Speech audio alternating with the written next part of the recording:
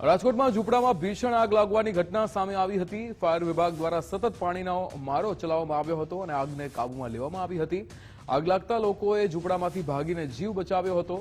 આગના કારણે ઘણા લોકોની ઘરવખરી અને કપડાં સળગી ગયા હતા। 150 ઝૂંપડામાંથી 25 થી 30 ઝૂંપડા બળીને ખાક થઈ ગયા હતા। એસ્ટ્રોનના નાળા પાસે 10 રેકડીમાં પણ આગ લાગવાની ઘટના બની હતી। ફ્રૂટ વેપાર કરતી મહિલાઓએ આગ લગાડી હોવાનો આરોપ લગાવ્યો છે। ધારાસભ્ય ઉદયભાઈ કાનગડ પીડિત પરિવારોની સાથે હાજર રહ્યા હતા। 15 પીડિત પરિવારોને 5000 રૂપિયાની સહાય આપવામાં આવી છે।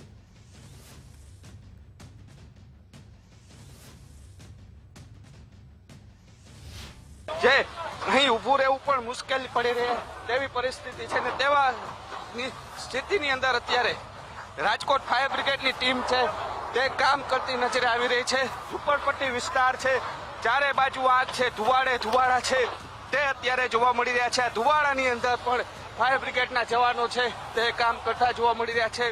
તમે અહીંયા રહ્યો છો? ના તો કેટલા વાગે આગ લાગી હતી? શું આ વાગે 6:30 વાગે? 6:30 વાગે। હા, પછી શરૂઆત કેવી રહી? બધી 100-150 ઝૂંપડા છે। 100-150 કેટલા લોકો રહેતા હતા? અમારા 500 ઉપર છે। આની પહેલા એક વખત લાગી હતી?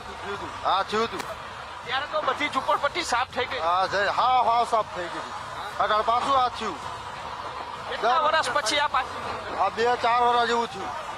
જવાનોએ આગ ઉપર કાબુ તો મેળવ્યો છે, પરંતુ જે અંદરના ભાગે જે આગ લાગેલી છે, જે ધુવાડાઓ નીકળી રહ્યા છે તેને અત્યારે કહી શકાય કે ઠારવાના પ્રયાસો છે તે કરવામાં આવી રહ્યા છે। જે સ્થાનિક લોકો છે તે પણ મદદમાં જોડાણા છે। કેટલા વાગે આગ લાગી હતી? હમણાં અડધી કલાક જેવું થયું અને આ લોકોનો માતાજીનો ઉત્સવ છે અને ઓછામાં ઓછા 40 થી 50,000 માણસો અહીં મહેમાન થવાના છે।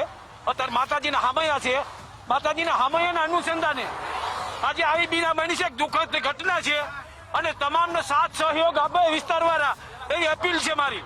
તો સ્થાનિક લોકો અને તમામ લોકો છે તે અત્યારે મદદ કરી રહ્યા છે। બધું હડકી ગયું બધા, હવે શું કરામ? બાળ બચ્ચા નહીં હડકાય તો સારું છે। બધું હડકી ગયું, છોકરા લઈને ખાલી નીકળી પડ્યા હે સાહેબ। બધું માતાજીનો જગન હતો ને અમારું બધું વહી ગયું। છોકરા લઈને ક્યાં અમે જઈએ હવે સાહેબ? કાંઈ વસ્તુ ન રહી, ગોડા ના રહ્યા, કપડા અમારા ના રહ્યા, કાંઈ અમારા પાછા પૈસા એ હડકી ગયા સાહેબ। કાંઈ કેતા કામ અટકે ના રહી, કાંઈ ના રહી સાહેબ।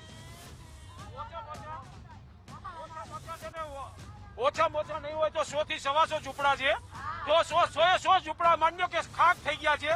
ખાવાના વખતે દાણા નથી રહ્યા, કમાયેલી છે કમાઈને રૂપિયા પૈસા એ બધા વ્યાગ્યા છે।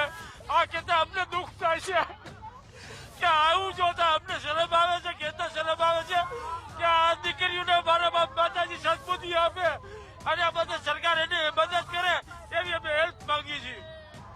રાજકોટના નવા થોરાળા મેઇન રોડ ઉપર જે ઝુંપડપટ્ટી આવેલી છે તેમાં વહેલી સવારે જ ભયાનક આગ લાગી હતી।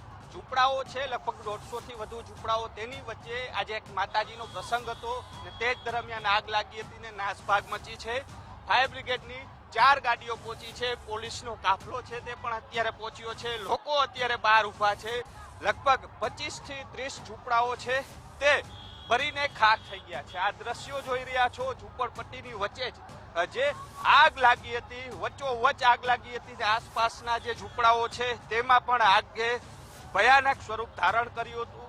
થોડી વાર માટે નાસભાગ મચી હતી। આ નાસભાગ દરમિયાન પણ અનેક લોકો સામાન્ય ઇજાગ્રસ્ત થયા છે। હાલ ઝૂંપડાઓ સંપૂર્ણપણે ભરીને ખાક થઈ ચૂક્યા છે। જે લોકો છે તે પણ અત્યારે અહીં બહાર ઊભા છે। આ દ્રશ્યો જોઈ રહ્યા છો તમે કે મહિલાઓ જે પોતાના ઝૂંપડા હતા એ ઝૂંપડા બચાવવાના પ્રયાસ કરી રહ્યા હતા। જે લોકો માંગી અને પોતાનું ગુજરાન ચલાવતા હતા, આ તમામ લોકોના ઝૂંપડા છે તે ભરીને અત્યારે ખાક થઈ ચૂક્યા છે।